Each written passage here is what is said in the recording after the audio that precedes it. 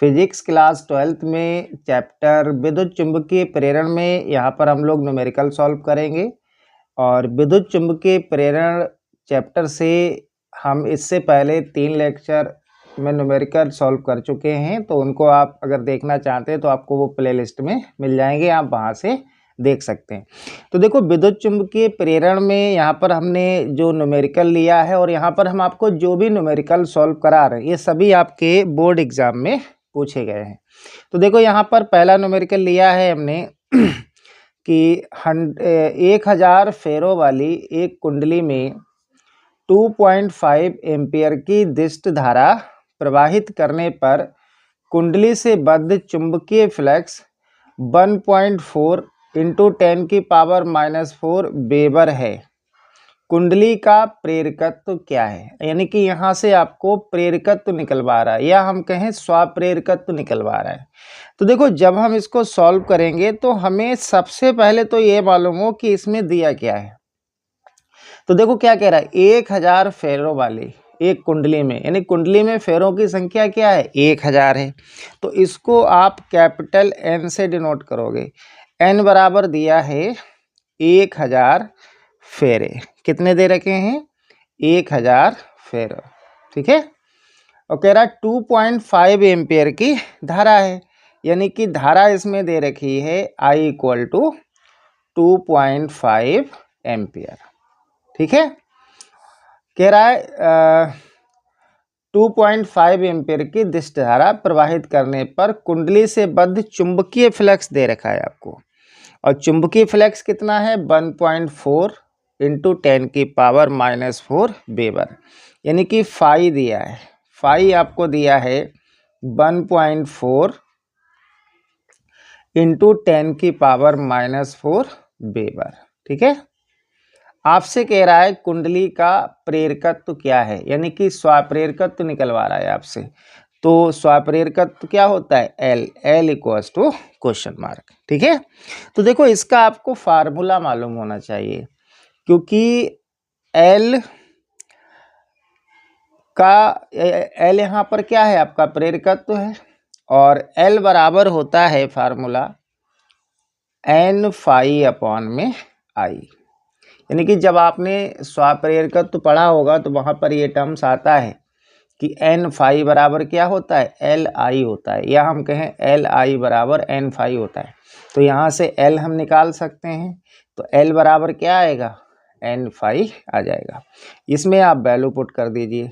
देखो N कितना है 1000, फाई कितना है 1.4 × 10⁻⁻⁴ डिवाइडेड बाई I कितना है 2.5। अब देखो यहाँ भी 1 से पहले पॉइंट है और यहाँ भी 1 से पहले पॉइंट है, तो ये पॉइंट से पॉइंट कैंसिल हो जाएगा।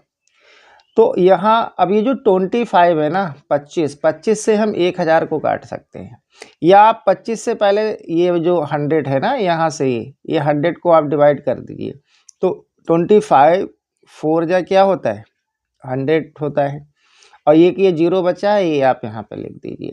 तो आप अगर इसको लिखेंगे तो देखो यहाँ पर 40, ये आएगा आपका 40 × 14 × 10⁻⁻⁴। इसकी आप मल्टीप्लाई कर लो, ये मैं आपको यहाँ पर करके दिखा दे रहा हूँ, ठीक है। तो आप सबसे देखो क्या है, इस 0 से आप इसकी पावर 1 कम कर सकते हो, क्योंकि 40 को हम क्या लिख सकते हैं, 40 को लिख सकते हैं 4 × 10। देखो मैं एक बार लिख दे रहा हूँ, 40 को लिख सकते हैं 4 × 10 और × 14 और × 10⁻⁻⁴। अब देखो यहाँ 10 है ना, तो इसकी कोई घात नहीं है, तो घात 1 होगी, इसकी घात 1 प्लस में और 4 माइनस में, तो गुणा में घातें जुड़ती हैं, बट 1 प्लस का है 4 माइनस का है, तो ये घट जाएगा। तो ये कितना बचेगा, ये बचेगा आपका 10⁻³ और 14 की आप जब 4 में गुणा करोगे तो कितना आएगा, ये 56 आएगा। कितना आएगा 56, और ये आंसर आएगा आपका हेनरी में। तो कितना आंसर आ जाएगा, L बराबर आएगा 56 × 10⁻³ हेनरी, ठीक है। या हम इसको लिख सकते हैं L इक्वल्स टू 5.6, यानी कि एक डिजिट से पहले हमने पॉइंट लगाया, पावर अगर माइनस में है तो एक पावर कम हो जाती है, तो ये आएगा -2 हेनरी। कितना आ जाएगा? -2 हेनरी। ठीक है, तो समझ में आ गया होगा आपको। अब देखो इसके बाद हम लोग अगला क्वेश्चन सॉल्व करेंगे, जो क्वेश्चन आपका बहुत अच्छा है, देखिएगा। अगला क्वेश्चन हमने लिया है, ये सभी क्वेश्चन आपके बोर्ड एग्जाम में पूछे गए हैं, ये आप ध्यान रखना, इसलिए आपको ये अच्छे से तैयार करने हैं। तो देखो अगला क्वेश्चन है आपका कि 2 मीटर लंबाई की धातु की एक छड़ अपने एक सिरे पर 5 रेडियन पर सेकेंड के कोणीय वेग से ऊर्ध्वाधर तल में घुमाई जाती है। यदि पृथ्वी के चुंबकीय क्षेत्र का क्षैतिज घटक 0.2 गॉस हो तो छड़ के दोनों सिरों के मध्य प्रेरित विद्युत वाहक बल ज्ञात कीजिए। बहुत अच्छा न्यूमेरिकल है ये ध्यान रखना आप, और ये एग्जाम में पूछा भी जा चुका है। तो देखो सबसे पहले आप इसमें देखिए क्या क्या दे रखा है। आपसे कह रहा है 2 मीटर लंबाई की धातु की छड़, यानी कि जो धातु की छड़ है उसकी लंबाई दे रखी है। सिंपल सी बात है, तो L यहाँ पर कितना है? 2 मीटर। L कितना है? 2 मीटर है, सही है। उसके बाद कह रहा है धातु की एक छड़ अपने एक सिरे पर 5 रेडियन पर सेकेंड के कोणीय वेग से ऊर्ध्वाधर तल में घुमाई जा रही है, यानी कि यहाँ पर आपको ओमेगा दे रखा है। ओमेगा कितना है? 5 रेडियन पर सेकेंड, ये आपको दे रखा है, क्या? ओमेगा दे रखा है।